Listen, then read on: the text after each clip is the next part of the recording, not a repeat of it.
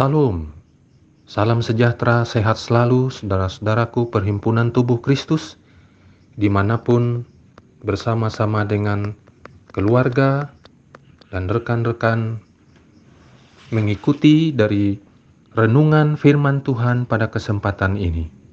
Kita akan membuka dari Kejadian pasal yang ke-32 ayat 23 sampai 25. Sesudah ia menyeberangkan mereka, ia menyeberangkan juga segala miliknya. Lalu tinggallah Yakub seorang diri, dan seorang laki-laki bergulat dengan dia sampai fajar menyingsing.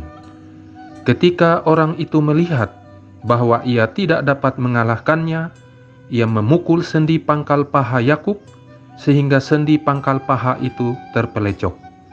Ketika ia bergulat dengan orang itu, lalu kata orang itu, "Biarkanlah aku pergi karena fajar telah menyingsing."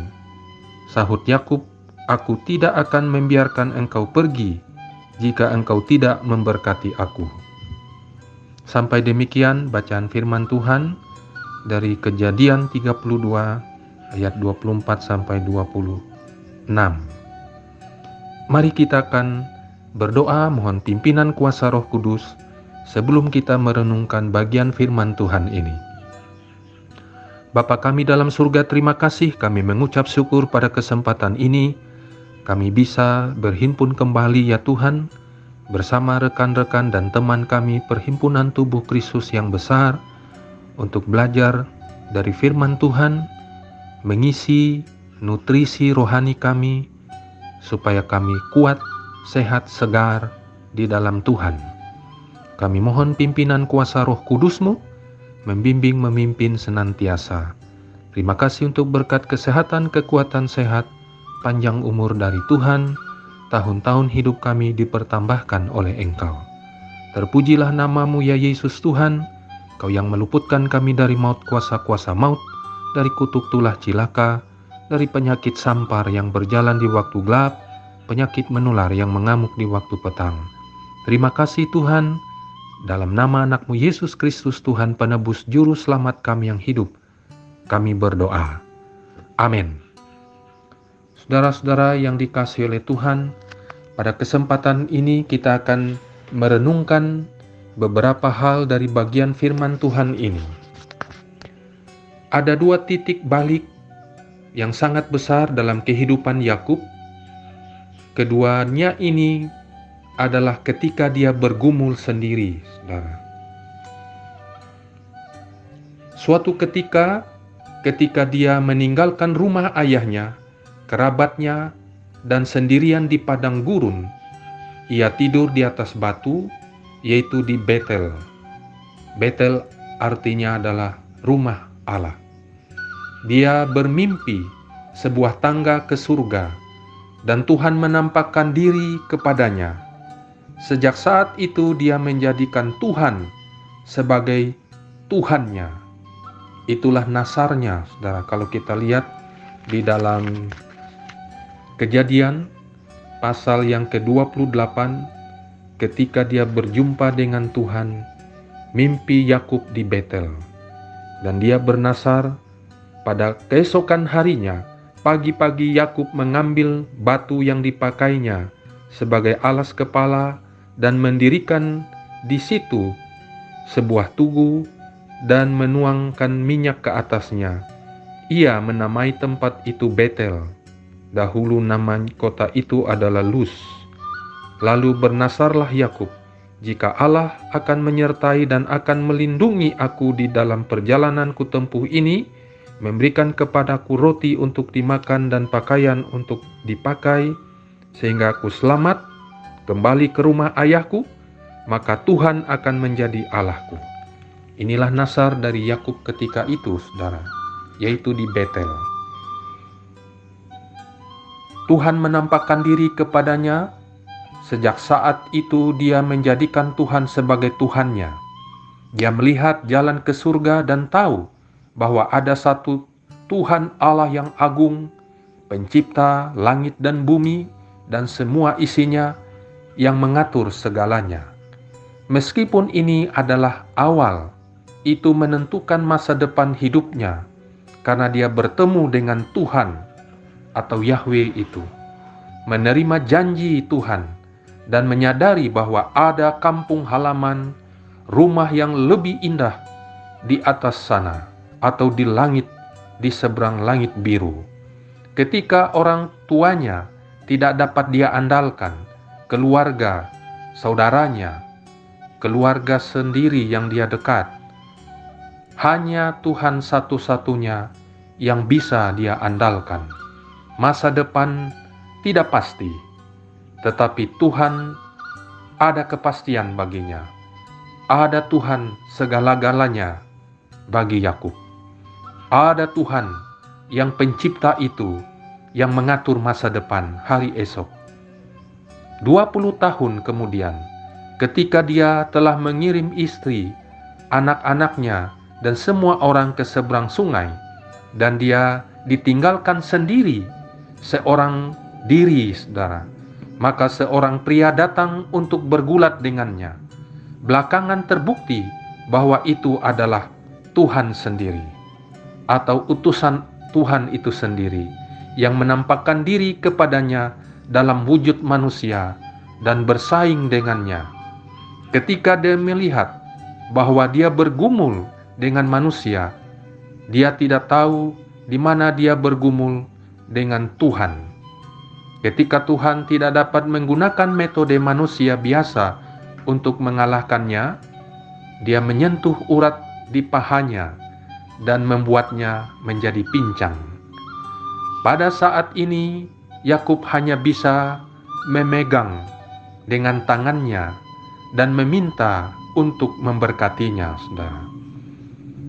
Jika tidak, dia tidak akan membiarkan pria itu pergi, karena Yakub menyadari dia membutuhkan berkat Tuhan, dia membutuhkan anugerah Tuhan, dia membutuhkan kemurahan Tuhan dalam hidupnya, karena dia tahu bahwa dia tidak dapat menggunakan kekuatannya sendiri untuk menang, dan dia tahu dia hanya seorang manusia biasa yang memiliki keterbatasan, kekurangan, dan kelemahan. Dia hanya bisa meminta kepada Tuhan belas kasihannya. Dia berani untuk datang ke tahta kasih karunia Allah.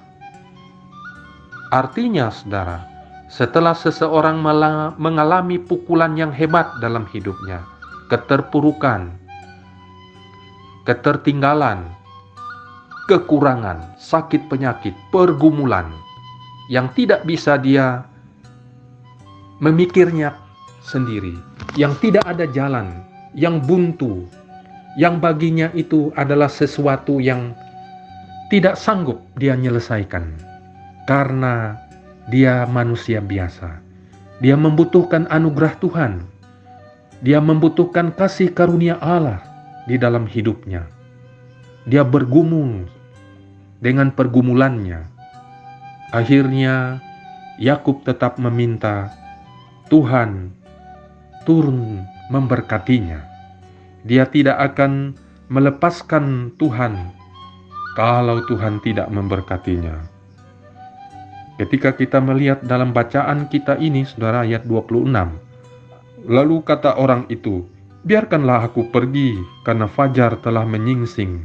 Sahut Yakub, "Aku tidak akan membiarkan engkau pergi jika engkau tidak memberkati aku."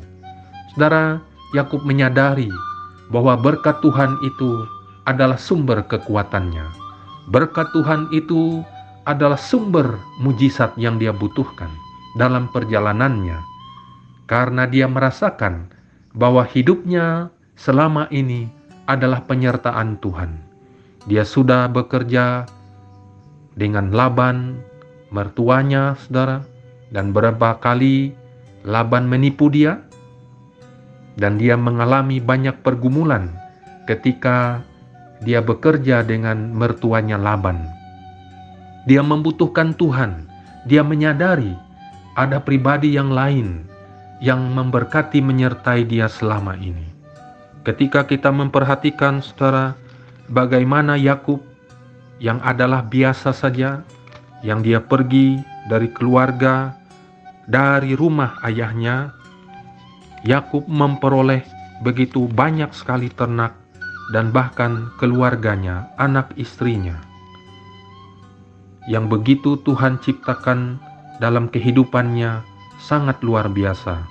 Ada Rahel, ada Lea, saudara, dan juga 12 anak yang Tuhan karuniakan kepadanya, dan juga budak-budaknya, orang-orang yang ikut dengan dia, asisten rumah tangganya, ada budak perempuan, ada budak laki-laki, yang begitu luar biasa. Tuhan memberkati kehidupan Yakub ketika dia di tanah rantau.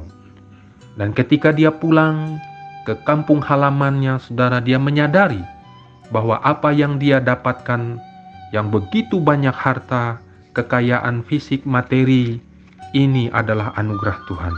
Ini sumbernya dari Tuhan, bukan kekuatannya sendiri, bukan karena kelihayan kepintarannya, bukan karena dia dapat kecakapannya yang dia memperoleh semuanya itu, tetapi kemurahan Tuhan, anugerah Allah.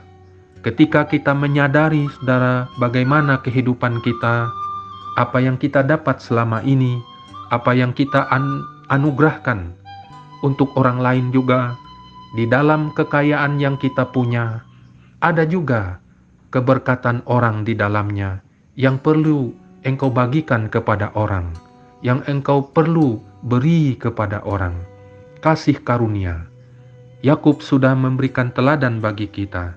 Dia datang kepada tahta kasih karunia Tuhan, dan dia berkata, "Aku tidak mau melepaskan dan membiarkan engkau pergi jika engkau tidak memberkati aku."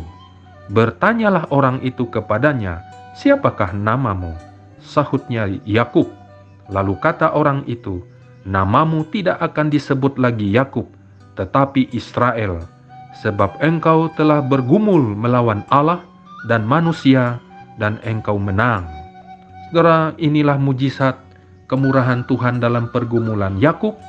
Dia mendapatkan berkat Tuhan karena dia menyadari bahwa dia tidak akan bisa apa-apa jikalau bukan Tuhan memberkati dirinya, memberkati hidupnya, memberkati nikahnya, rumah tangganya, anak-anaknya, budak laki-lakinya, budak perempuannya, ternaknya, yang begitu banyak, saudara, yang dia bawa, yang diberkati Tuhan ketika dia bekerja di rumah mertua Laban. Inilah renungan yang luar biasa yang memberkati kita, supaya kita juga mengambil teladan daripada Yakub, menyandarkan kehidupan kita, satu-satunya sumber kekuatan itu adalah dari Tuhan, bukan oleh kuat dan gagah kita, bukan karena kecakapan, bukan karena kepintaran kita menjadi kaya raya, atau kita diberkati dalam apapun, karena itu kemurahan Tuhan. Saudara, kehidupan yang kita punya adalah anugerah Tuhan.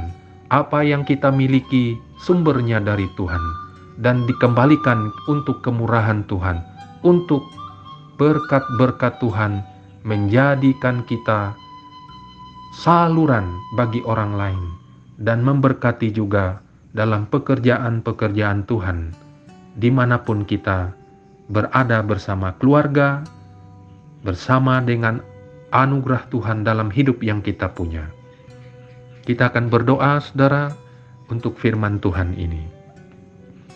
Bapa kami dalam surga, terima kasih, kami mengucap syukur pada kesempatan ini kami bisa belajar dari teladan seorang hamba Tuhan yang engkau pakai di zaman perjanjian lama, Bapak dari Yakub yang adalah keturunan Abraham atau yang bernama Israel sekarang. Tuhan sudah memberkati, menyertai, membimbing, dan memimpin dia. Biarlah berkat Abraham, Ishak, dan Yakub itu juga turun atas kami masing-masing, memberkati dalam nikah, rumah tangga, keluarga kami, memberkati dalam pekerjaan, usaha, dan panggilan hidup kami. Apapun yang Tuhan pakai kami, ketika kami berada di masyarakat, berada di tempat kami masing-masing. Tuhan, pakailah menjadi saluran berkat-Mu, memberkati orang lain. Tuhan Yesus, terima kasih, kami bersyukur kemurahan-Mu. Kami sehat sejahtera bersama keluarga meraih janji firman Tuhan, tidak terkapar sakit di rumah, di pembaringan, di ruang ICU, di rumah sakit. Ini kemurahan Tuhan. Biarlah hidup yang kami punya menjadi berkat selama-lamanya bagi semua orang.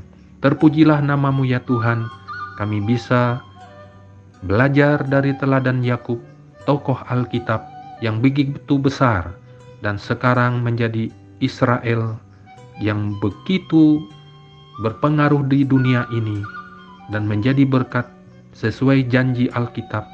Keturunan Abraham memberkati semua bangsa-bangsa.